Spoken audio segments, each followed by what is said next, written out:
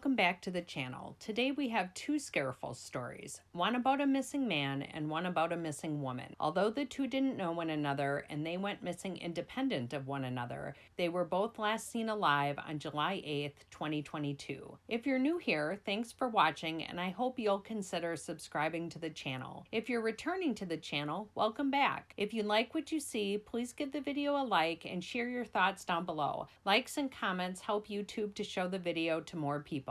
And now, the Scareful stories of missing mom Erica Johnson and missing University of Mississippi student Jimmie J. Lee. Erica Johnson, 36, lives in Cape Coral, Florida, and she worked as a housekeeper at the Best Western Plus Beach Resort in Fort Myers, Florida. Her family reported her missing on July 14th. Leading up to her disappearance, friends and family say that Erica had not been her normal self. There were a few things that stuck out to them as being a bit odd. In June, Erica canceled her normal visitation with her children, whom her ex-husband has custody of. She told her ex-husband that she had to work. Somewhere around the 4th of July, Erica cut her hair short and dyed it from blonde to brown with blonde highlights. The change was so recent that most pictures show Erica with blonde hair, and the different hair color may be making it harder for people to recognize her. On July 5th, Erica went to work but told coworkers that she was not feeling well. That afternoon, a coworker gave her a ride to the bus stop in South Fort Myers. There is video surveillance footage of her at the bus station at 5:37 p.m. that day. There is more video surveillance from the bus station in Fort Myers showing Erica boarding a bus in the early morning hours of July 8th.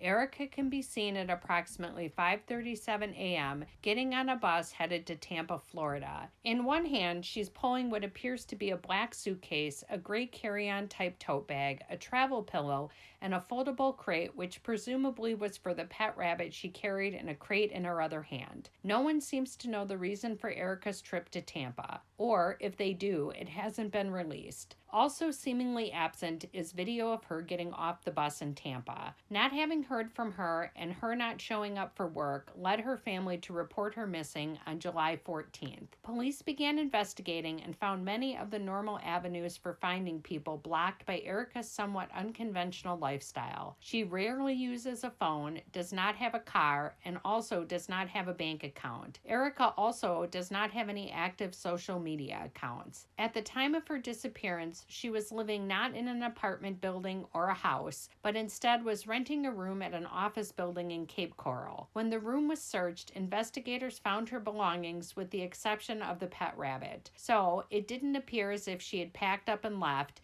and it appeared as though she intended upon returning. Someone reported to investigators that they saw Erica at the office building earlier in the week entering with a black suitcase. No foul play is suspected in her disappearance, but her case is being treated as that of a missing endangered adult. Could it be that Erica just needed a break and wanted to go to Tampa for a little while? Did she make it there and just hasn't been in touch? Did she meet with trouble once she got there? Did she make the trip to meet someone? Was she running from something in Cape Coral? Was Tampa not even her destination, but just a stop on the way somewhere else? Erica's mom, her family, and her friends miss her and want her to know how much they love her. Her mom released a statement saying, "I would like to thank the people of Cape Coral and Fort Myers for their kindness and support in helping to locate Erica. Erica is loved and missed by her family and friends who are devastated by her disappearance. We remain hopeful that she will be found safe very soon." Erica Johnson is 36 years old, 5 feet 8 inches tall, weighs approximately 130 pounds, and has brown hair and green eyes. She also has a small freckle on the lower side of her face. Anyone with information on her whereabouts should call the Cape Coral Police Department at 239-242-3320.